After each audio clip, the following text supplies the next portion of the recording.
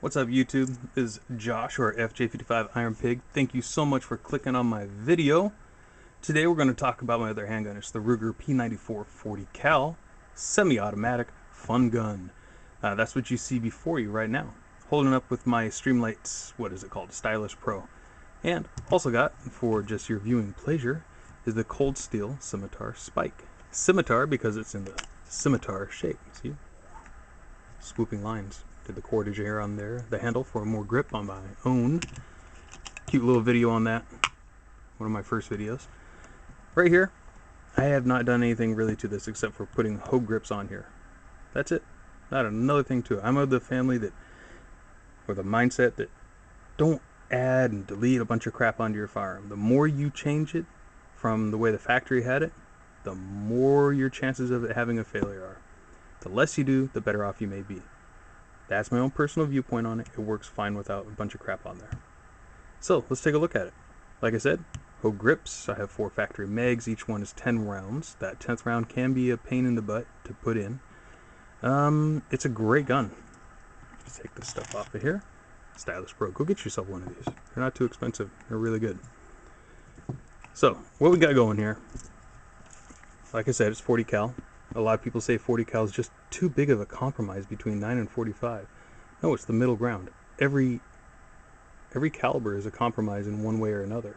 Whether it's velocity, whether it's mass going through the air to hit your target. There's always a compromise. Like 45, it's great, has awesome knockdown power. However, most weapons are limited to the number of rounds you're going to have in it. 9mm, on the other hand, you can have tons of rounds.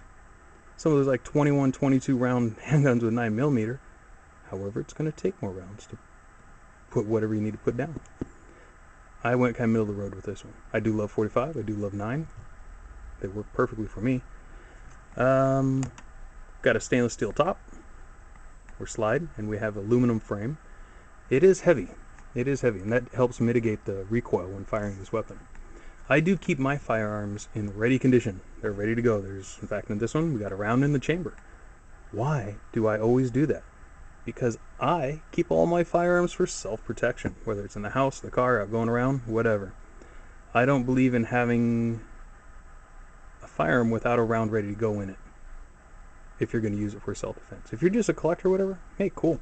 You got them locked up, they're unloaded, they're nice and pretty all the time. That is awesome. More power to you. Mine are carried for self-defense, so mine are ready to go. All I'd have to do is flip the safety up and it's ready to go right now. It's a double action, single action, which means the trigger pull will be very long. There's a lot of take up on it. And after your first round, each additional shot would be in single action style, which means about quite a bit less. So if you'd like a demonstration, let's do so. Drop the mag. By the way, I love the way the mags drop out of here. Have never had them hang up empty or full. They just drop out nice and clean. Get our round. Using some hollow points there. I used to use TSXs, which is what Black Talons were before they had to be rebranded because they were, quote, a cop killer, just because they were armor defeating, which most calibers are anyways. So we're clear.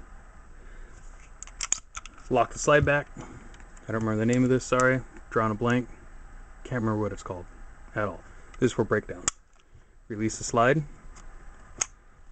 And there is a line right there in the middle of the serrations, and then there's one right there on the frame. Match those two bad boys up. Pull that not out. It's detented where it locks in. And it simply comes apart. Like so. Thusly. Turn this around so you can see all the little internals in there. And it's weird using a tripod. Next, you take out your spring, your guide rod, which are a double spring captured guide rod. The main spring you see there, underneath it is another spring that's probably a little less than half the same diameter. Really good. Haven't had any failures with that. Knock on wood. Take out the barrel. That's it. That's all there is to it. Super simple. They took some notes from Glock for sure on disassembly without the little two little detents you have to push down. They're both cool. They're both good to go. I have probably 2,500 rounds through this easily, and thankfully I have not had to replace anything. It doesn't show a lot of wear for all that time. Probably helped teach 7 people how to shoot with this. Love this gun. My wife does not like shooting my ultra compact 45 Springfield. Her hand, it just doesn't fit her right, and she always gets slide bite back here. It's not because she's slightly limp wristing it. Her and that gun do not go together. They just don't work. She does, however, like shooting this, and I found that most people really enjoy shooting this Ruger. It has a little bit looser tolerances. The slide's heavy, so it's going to mitigate a lot of that recoil, and it just feels good in the hand. It's not the most accurate thing. Then again, I'm not the most accurate person in the world. I don't compete or anything like that. But this gun is outstanding. It's just wonderful. I love it. I usually run it not sopping wet, but a little wet. Put this bad boy back together. But I don't believe in having a dry gun. I've shot it dry just to see if it performs, and it does. No problems. But I prefer wet. Why abuse your weapon if you don't have to? Line them up, push it back in,